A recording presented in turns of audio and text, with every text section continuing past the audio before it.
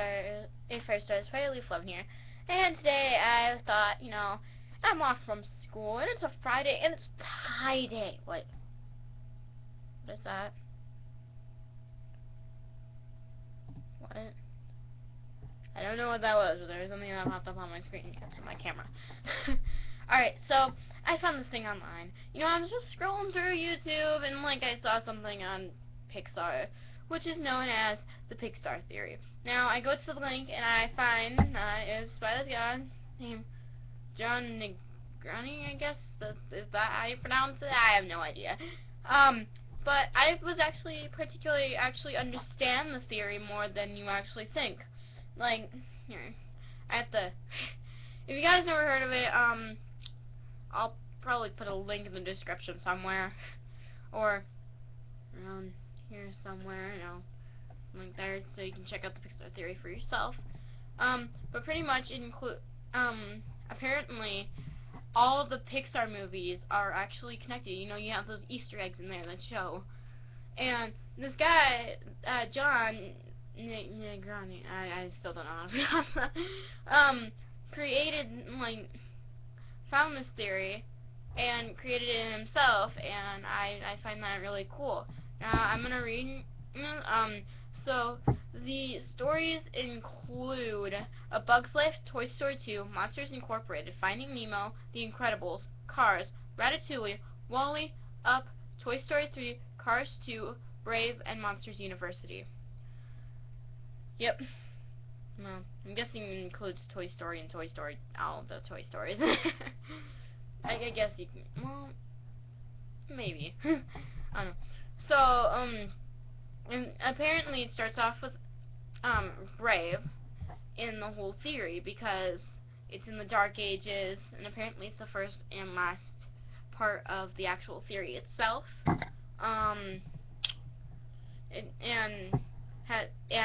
pretty much it just explains the whole animals having, human-like abilities in all the Pixar movies and stuff. So yeah, just so you know, I'm sort of just reading through it right now. I have it on my YouTube channel.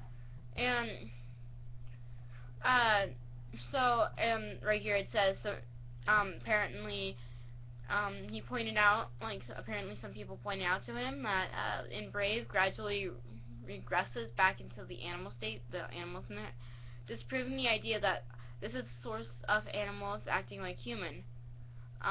They regress, and he said that they regress because magic wears off, and over time their evolving intelligence grows naturally. So I'm guessing that's, yeah. So alright, so apparently there are two progressions: the progression of the animals, and the progression of the artificial intelligence. Alright, so alright, so for the stage for all-out war in regards to animals is set by Ratatouille, Finding Nemo, and Up, in that order. I noticed I left out A Bug's Life, but I'll explain why later. In Ratatouille, we see animals experimenting with their growing personification in small, controlled experiments. Remy wants to cook, but something only humans explicitly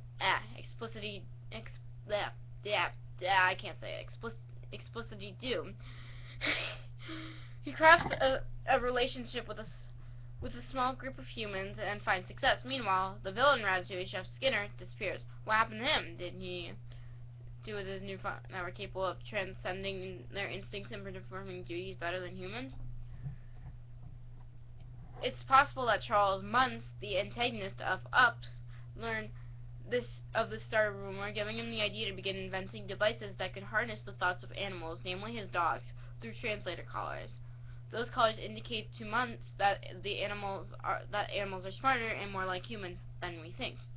He needed this technology to find the exotic bird he was obsessed over, and even comments on how many dogs he's lost since the arrival in South America.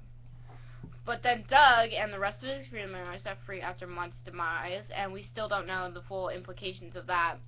But what we do know is that animosity between animals and humans is growing steadily. Now that humans have discovered the potential of animals, they are beginning to cross the line. To develop this new technology, the humans began an industrial revolution hinted in Up. Right, apparently, whoa, what? That is interesting picture right there. Hmm. And then, apparently that was working, some people have pointed out that Muntz was working in South America before the events of Ratatouille. This is true, but it's not explicitly stated how and when he developed the colors. Also, we know Ratatouille takes place before Up and for several reasons. In Toy Story 3, a postcard on Andy's wall has Carl and Ellie's name and address on it, including their last names, to confirm. This confirms that in 2010, the time of Toy Story 3, Ellie is still alive or hasn't been dead long. This supports the idea that Up takes place years later. Yeah. In the beginning of Up, Carl is forced to give his house to a corporation because they're expanding the city. Think on that. What corporation is guilty for polluting the earth and wiping out life in the distant future because of technology overreach? By and large, or B&L for short. A corporation that runs just about everything by the time we get to WALL-E. In the history of B&L commercial from the movie, we are told that B&L has even taken over world governments. Did you catch that this one corporation has achieved global dominance? Interestingly, this is the same organization that alluded into Toy Story 3 when when Buzz is powered by and large. In Finding Nemo, we have an entire population of sea creatures uniting to save a fish that was captured by humans. B&L shows up again in this universe via another news article that talks about a beautiful underwater world. Lines are being crossed. Humans are beginning to antagonize the increasingly networked and intelligent animals. Think about Dory from Finding Nemo for a second. She stands apart from most other fish. Why? She's intelligent. Her short-term memory loss is like a result of her not being advanced as the other sea creatures, which is a reasonable explanation for how rapidly these creatures are evolving. And it is likely that the sequel to Finding Nemo, which is about Dory, will touch on this and further explain why. We may also get some more evidence pointing to animosity between humans and animals. Apparently, some great users have pointed out that Dory is actually more intelligent and shows signs of growth due to her ability to read and communicate with whales. This would actually show signs of how the animals are beginning to change in intelligence gradually. And that is the furthest movie in the animal side. When it comes to AI, we start with The Incredibles. Who is the main villain in this movie? You probably thought Buddy, aka Syndrome, who basically commits genocide on superpowered humans. Or does he? Buddy didn't have any powers. He used technology to enact revenge on Mr. Incredible for not taking him seriously. Seems a little odd that the men went so far as to commit genocide. A lot of people have been arguing to where The Incredibles actually take place because we see technology from modern times in the 1980s, even though everything in the night has 1960s vibe. This is clear by Brad Bird, the director, who says the movie takes place in an alternate 1960, which means the movie opens in the 1950s. And how does he kill all of the supers? He creates an android, an AI killbot that learns the moves of every superhuman and adapts. When Mr. Incredible is first told about this machine, Mirage mentions that it is an advanced artificial intelligence that has gone rogue. And Mr. Incredible points out that it got smart enough to wonder why it had to take orders. This android eventually turns on Syndrome and starts attacking humans in the city. Why wouldn't AI just want to attack randomly? Do machines have an inherent hatred of humans? The movie even shows clips of the superhero with cape being done by animate objects such as plane turbines, accidentally. But why would machines want to get rid of humans in the first place? We know that animals don't like humans because they are polluting the earth and experimenting on them. But why would machines have an issue? Enter Toy Story. Here we see humans using and discarding objects that are clearly sentient. Yes, the toys love it, Uncle Tom style. But over the course of the Toy Story sequels, we see that toys are becoming fed up. But wait, toys and inanimate objects aren't necessarily machines, so how do they have some kind of intelligence? Syndrome points to the answer. He tells Mr. Incredible that his lasers are powered by zero-point energy. This is the electromagnetic energy that exists in a vacuum. It is unseen energy we find in wavelengths, and is a reasonable explanation for how toys and objects in Pixar draw power. By the events of the Toy Story movies, we are in the 90s until 2010. It's been a 40 through 50 years or so since the events in The Incredibles, giving the AI plenty of time to develop by and large. Meanwhile, Pixar is hinting at the dissatisfaction among pockets of toy civilization as the toys rise up against Sid in the first movie. Jessie resents her owner, Emily, for abandoning her. Lotso Hugging Bear straight up hates human by the third movie. I mean, come on. Really? And yes, I'm just reading this from the page, just so you know. Toys are obviously not satisfied with the status quo, providing a reason for why machines and objects are alike ready to take over. So by the 2000s, all the superhumans all but gone, and the main kind of normal animals who want to rise up planets of the ape style have the ability to take over, but we do not see this happen. Also, AI never takes over humans by force. Why do you think this is? It is reasonable that assumes that machines did take over, just not as we expected. Machines used in by and large a faceless corporation, which are basically faceless in nature, to dominate the world, starting in 1960 after the Omnidroid fails to defeat the Incredibles. In each of the Toy Story movies, it is made painfully clear that the sentient objects rely on humans for everything, for fulfillment and even energy. This is hinted that the toys lose all life when put in storage unless they are in a museum that will get them seen by humans. So it seems that everything is, brought by humans, so we power everything, yay! Some machines decide to control humans by using a corporation that suits their every need, leading to an industrial revolution that eventually leads to pollution. When the animals rise up against humans to stop them from polluting the earth, who will save them? The machines. We know that the machines will win the war, too, because after this war there are almost no animals left on Earth. Who is left? Cars. Because the machines tips everything out of balance, Earth becomes an unfit planet for human and animals, so the remaining humans are put on the Axiom, or Noah's Ark if you want to carry the biblical theme, where Wally is basically a robot Jesus, and his love for interest aptly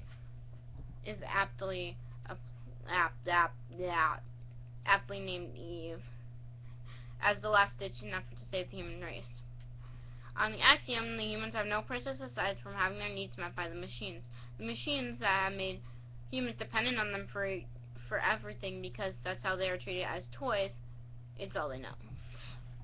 Meanwhile, on Earth, machines are left behind to populate the world and run things, explaining human landmarks and traditions still being prominent in cars. There are no animals or humans in this version of Earth because they are all gone, but do we know that the planet still has many human influences left? Apparently, some have noted that the world of cars can't be after humans left because there is no pollution to show in the movies. If you look carefully at Wally, however, the world is never shown during this time, so we don't really how badly the Earth was polluted. It is possible that the machines sent humans away to curb overpopulation and fix the environment without them. But the world was drained of resources as a result from machines populating the Earth, and that would explain why machines abandoned Earth entirely, leaving only Wally behind. And that makes sense. In Cars 2, the cars go to Europe and Japan, making it plain that this is all taking place on Earth as we know it. So what happened to the cars? We've learned by now that humans are the source of energy for the machines, and that is why they never got rid of them. Wait, what? 14 minutes? In Wall-E, they point out how, by and large, intended to bring humans back once the planet was clean again, but they failed. The machines on Earth eventually died out, although we don't know how. What we do know is that there is an energy crisis in Cars 2 without being the only way society trudges on despite its dangers. We even learn that the All-in-All Corporation was using green energy as a catalyst for a fuel war in order to turn cars away from the alternate energy sources. That clean fuel could have been used to wipe out many cars very quickly. Someone pointed out that all in all means the same thing as by and large, making the connection between Cars and WALL-E even more sustainable. Or substantial, yeah. Which brings us back to WALL-E. Have you ever wondered why WALL-E was the only machine left? We know that the movie begins 1,800 years after humans have left Earth, on the axiom governed by the autopilot, another AI reference. Could it be that WALL-E's fascination with human culture and friendship with a cockroach is what allowed him to keep finding his fulfillment and ability to maintain his personality? That is why he was special and liberated to the humans. Yeah, okay. He remembered the times when humans and machines lived in peace, away from all the pollution caused by both sides. After WALL-E liberates the humans and they rebuild society back on Earth, what happens then? During the end credits of WALL-E, we see that the shoe is shown contains last of plant life, and it grows into a mighty tree. A tree that strikingly resembles the central tree in A Bug's Life. Whew. Yep. That's right. There's reasons no humans show up in A Bug's Life because there aren't a lot left. We know that because of the cockroach, that some of the insects survived, meaning that they could have rebounded a bit faster, although the movie had it a bit far enough in the timeline for birds to have returned as well. Though they're noticeably less intelligent than the bugs. The trees look bigger. Looking similar is enough to support the idea that Bug's Life takes place after WALL-E, but there's definitely more reason than that slightly. Also, I'll bring up the tree again later because it appears in Up as well. And that's actually very good. There's something that's strikingly different about Bug's Life when compared to other Pixar portrayals of animals, which leads me to believe that it takes place in the future. Unlike Ratatouille, Up, and Finding Nemo, the bugs have many human activities similar to what the rats in Ratatouille were merely experimenting with. The bugs have cities, bars, advertising, their own machines, know what a Bloody Mary is, and even have a traveling circus. This all assumes that the movie is in a different time period. The other factor is that A Bug's Life, apart from other Pixar movies, is that the fact that it is the only one besides Cars and Cars 2 that does not revolve or include humans. Okay, and then, oh god, update. Okay, so there's a lot of contentation over the idea that Bug's Life takes in a post-apocalypse, but hear me out. This is the only reason I'm so inclined to push the idea is because I'm just different the bug world is from the animal movies. No other Pixar movies has animals wearing clothing, wild inventions and animals creating machines, or so much human influence like bars and cities. In Finding Nemo, the most human thing we see is a school, and even that is pretty stripped down. But in A Bug's Life, we have a world where humans are barely implied. At one point, the ants tell Flick not to leave the island because there are snakes, birds, and bigger bugs out there. He doesn't even bring up humans. Yes, there are some humans, like kids who's allegedly picks the wings off the homeless bug, but that still fits in a post-WALL-E world. Although the bugs have to be irradiated and have to live such long lifespans.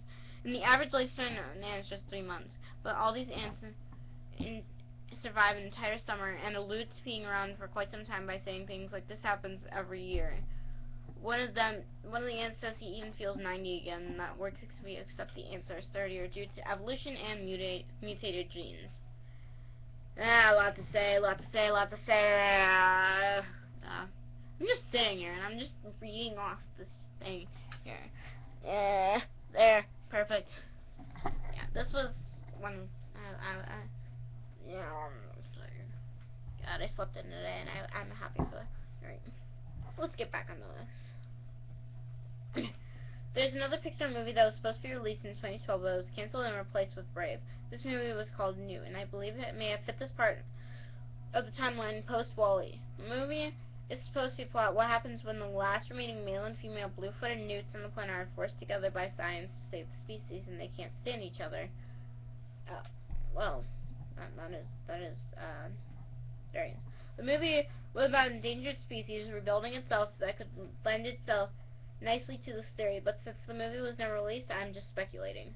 So what happens next? Humanity, machines, animals grow in harmony to the point where... What happens next? Humanity, blah, blah, blah, blah, blah. Point where new super species is born. Monsters. Monsters civilization is actually Earth in the incredibly distant future.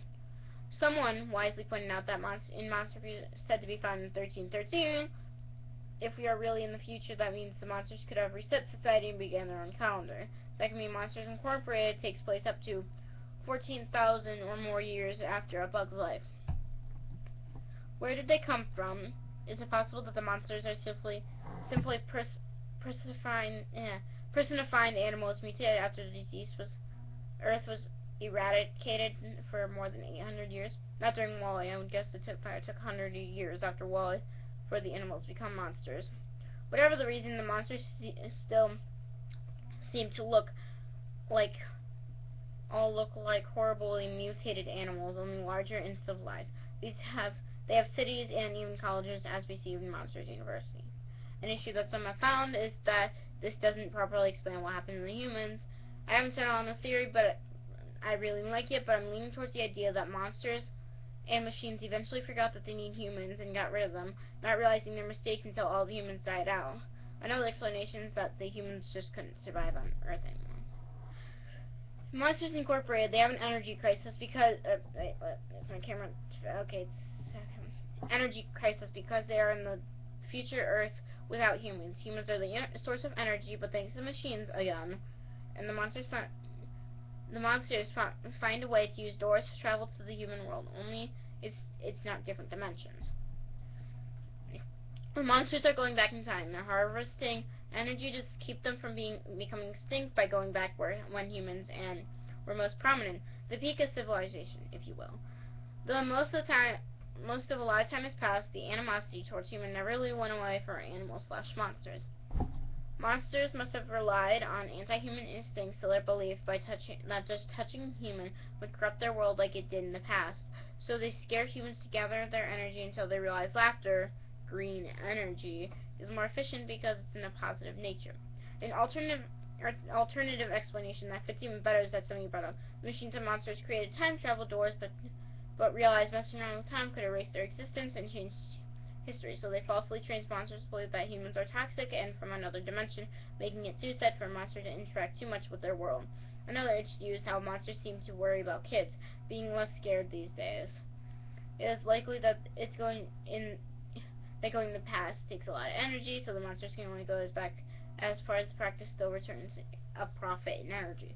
To them, they're just moving through the same dimension of time, but the monsters at the top know eventually they'll run out. This is why Water Nose is so bent on capturing children and enslaving them. We even see a connection between A Bug's Life and Monsters Incorporated via the trailer we see in both movies.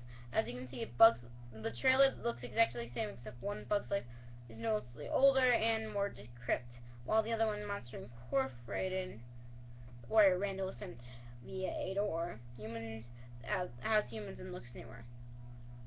Oh, also, one thing I pointed out in the pictures that he put in here is that they both have the Pizza Planet truck. I mean, that's got to be tied to something with Toy Stories, in my theory at least, not this guy's, that somehow, like, you know, yeah, I forgot what I was saying. So, maybe it's something that has to be tied with Toy Story and the machines again, so, yeah. Alright, so look at the picture above. On the left is a trailer from A Bug's Life, and the one is right from Monsters Incorporated. The one on the left looks older and more rundown. Even the vegetation looks noticeably drier, and there's less of it. The trailer on the right has humans, and the frame even includes tall grass and a tree hanging overhead.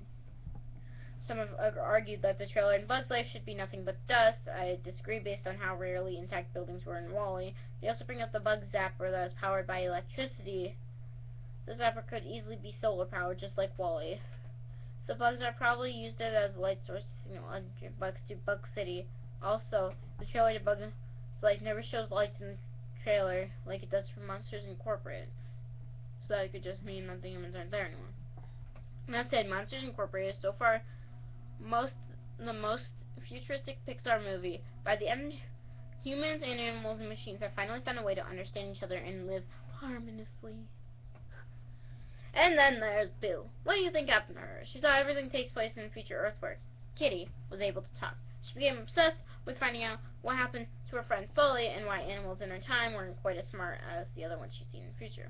She remembers that doors are the key to how she found Sully in the first place and becomes a witch. Yes, Boo was the witch from Brave. She figures out how to travel in time to find Sully and goes back to what she believes is the source, the will of the wisps. They are what started everything, and as a witch, she cultivates this magic in an attempt to find Sully by creating doors going backwards and forwards in time. Just to clarify, the theory is that Boo discovered a way to use doors to travel through time on her own, possibly developing magic on her own. She probably went back in time to the Dark Age to get more magic from the will of the wisps. How do we know? In Brave, you can briefly see a drawing in the workshop. It's Sully. We even see the Pizza Planet truck carved in as a wooden toy in her shop, which makes no sense unless she's seen one before. And I'm sure that she has since seen that truck in almost every Pixar movie. If you look closely, you can see the carved trucks below. Remember Merida opening the doors and the witch constantly disappearing? It's because those doors are made the same way for Monsters, Inc. They transport across time, and that's why Merida couldn't find the witch later in the movie. A lot of people have brought up how Easter eggs are scattered throughout the Pixar movies. I barely scratched the surface, but a great theory is offered by some that the potentially these Easter eggs are planted by Boo either intentionally or accidentally as she travels through time to find Sully. Some support for this fact that every Easter egg in Brave lies in her workshop. But wait, how did Boo travel in time in the first place, and why is she obsessed with wood? Boo must have discovered that the wood has been a source of energy all along, not just humans. These machines and Monsters Incorporated used the doors because they are made of wood and found a way to use that energy to travel in time. Many have pointed out how the doors that banishes monsters metal. That's probably because wood is used to harness the magic, and using this metal door would stop a banished monster from going back through it, which I actually agree with that. Obsessed with finding Sully, Boo traveled across the Pixar universe using doors. It is even possible that the wood from the tree in A Bug's Life is a source of I can't say it. If you guys can pronounce it, it's INGEN. I'm guessing genuinity or something. Due to his fascination and respect for seeds growing to trees, the trees also bear resemblance to one up that Carl and Ellie frequented, which could be the source of Carl's wild creativity in using the balloons to transport his house. This also explains why Flick and Himmlich from Bug's Life show up in Toy Story 2, which could be centuries before their time. Boo was trying to go to the future and could have fallen short by landing in a post-Wall-E time. She would have needed wood to keep time traveling, but there's not much around yet, so she stumbles upon a tree in A Bug's Life. She could have accidentally brought back a few bugs with her when traveling back in time. So Boo went back to the Dark Ages, probably because she could use plenty of wood there for experiments to study the will-o'-wisps. What to say about this? I have no idea how long this goes on for. Alright, he's playing with there for experiments, or blah blah blah. We know that her first encounter with Mordew ended her turning into a monstrous bear, but he regresses. She probably wanted to turn him into a bear because Sully resembles a bear, and she's still trying to figure out where Sully comes from. Does Bill ever find Sully? I like to think so. He surely reunited with her at least once as a child at the end of Monsters Incorporated, but eventually he had to stop visiting. But her love for Sully, after all, is the crux of the entire Pixar universe. The love of different people in different ages. Love of different is a species finds ways to live on Earth without destroying because of a lust for energy, and that is the Pixar theory. More will be added undoubtedly when the next Pixar movie, The Good Dinosaur, comes out in 2014. Okay. Well, that's the Pixar theory. Hope you guys enjoyed, and I'm sorry it's long, but hey, it's Pi Day! Literally. So, it's the third month is the 14th. Yes. 3.14.